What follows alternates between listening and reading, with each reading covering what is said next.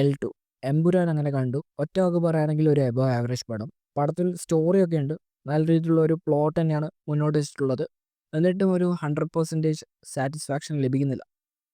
പടം making wise ടോപ്പാണ്. Background score പൊളിയാണ്. സിനിമാറ്റോഗ്രാഫി പൊളിയാണ്.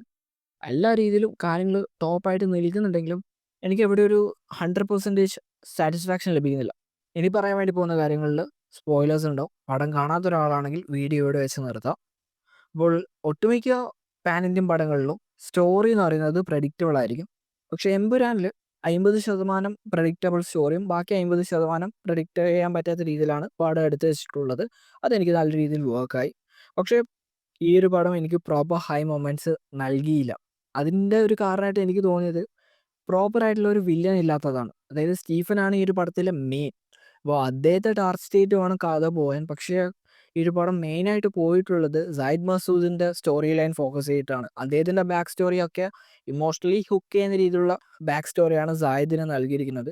അപ്പോൾ സായിദ് ബൽരാജ് തമ്മിലുള്ള ആ ഒരു കോൺഫ്ലിക്റ്റ്, അതിൻ്റെ ഇൻറ്റൻസിറ്റി ഒക്കെ നമുക്ക് മനസ്സിലാക്കാൻ പറ്റുന്നുണ്ട്. പക്ഷേ ഇതേ ബൽരാജായിട്ട് സ്റ്റീഫന് വലിയ രീതിയിലുള്ള ഒരു കോൺഫ്ലിക്റ്റ് സ്റ്റാർട്ട് ആയിട്ടില്ല. ജസ്റ്റ് ബേസ് ലെവലിലാണ് ഉള്ളത്. പീക്ക് ലെവലിലായിരുന്നെങ്കിൽ ഓക്കെ, അവർ തമ്മിലുള്ള ഒരു കോൺഫ്ലിക്റ്റ് നമുക്ക് പ്രോപ്പറായിട്ട് കണക്ട് ആവുമായിരുന്നു. പക്ഷെ എനിക്ക് കണക്ട് ആയില്ല. അതുകൊണ്ടാണ് ഈ ഒരു പടത്തിൽ ഒരു സ്ട്രോങ് വില്ലൻ ഇല്ല, സ്റ്റീഫനിന് സ്ട്രോങ് ആയിട്ടുള്ള ഒരു വില്ലൻ ഇല്ല എന്ന് പറയുന്നത്. പിന്നെ ഈ പടത്തിൽ തന്നെ 2 സ്ഥലങ്ങളിൽ ഈ ഒരു ലൂപ്പ് ഹോൾസ് കവർ ചെയ്യുന്ന ഡയലോഗ്സ് ഒക്കെ കണ്ടിട്ടുണ്ടായിരുന്നു. അതായത് ഈ ഒരു സായിദിനെ വിചാരിച്ചാൽ പെട്ടെന്ന് തന്നെ ഈ ഒരു ബൽരാജിനെ തീർക്കാൻ പറ്റും, പണ്ടേ തീർക്കാൻ പറ്റും. ഇത്രയും വർഷം കാത്ത് നിൽക്കേണ്ട ഒരു ആവശ്യമില്ല.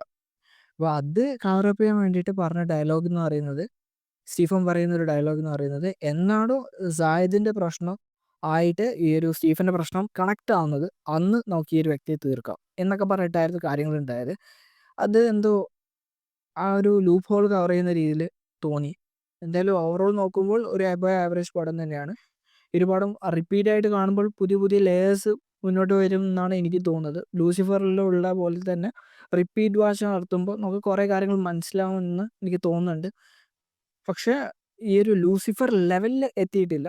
കാരണം ഒരു പ്രോപ്പർ വില്ലൻ ഇല്ലാത്തതിൻ്റെ ആ ഒരു ഇഷ്യൂ ആണ് ഈ പടത്തിൽ മെയിനായിട്ട് എനിക്ക് തോന്നിയത്. പിന്നെ ഇതിൻ്റെ കൂടെ പറയേണ്ട ഒരു കാര്യം, ഈ ഒരു ഖുറേഷി അബ്രഹാമിനെ കുറിച്ച് ഡീറ്റെയിൽ ആയിട്ട് പറയാൻ നിന്നില്ല.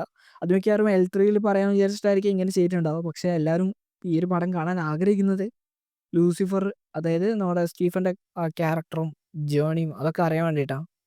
അല്ലാതെ സയ്യിദ് മസൂദിൻ്റെ ആ ഒരു ജേണി അറിയാൻ വേണ്ടിയിട്ടല്ല.